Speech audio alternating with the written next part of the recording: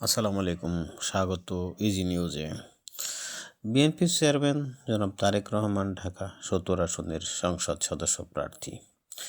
তার পক্ষে এবার নির্বাচনী প্রচারণায় নেমেছেন তারই কন্যা জাইমা রহমান।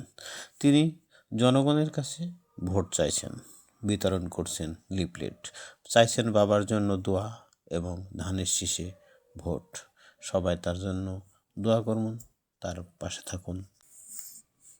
বিএনপির চেয়ারম্যান জনাব তারেক রহমান দিনাজপুরে এক নির্বাচনী জনসভায় বলেন, আমি এখন নানির বাড়িতে আসছি। কেউ নানি বাড়ি আসলে ফেরত যায় না।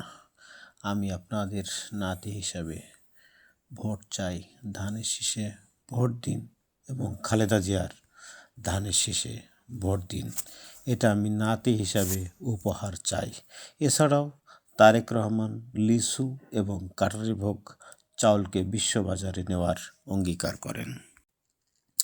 কুষ্টিয়া ৩ আসনের সংসদ সদস্য প্রার্থী ইঞ্জিনিয়ার মোহাম্মদ জাকির হোসেন সরকার প্রতিদিন রাত দিন ভোটারদের দ্বারে দ্বারে ভোট চাইছেন এবং জনগণের স্বতঃস্ফূর্তভাবে ধানের শীষের পক্ষে ভোট দিবেন বলে গণজোয়ার তুলেছেন।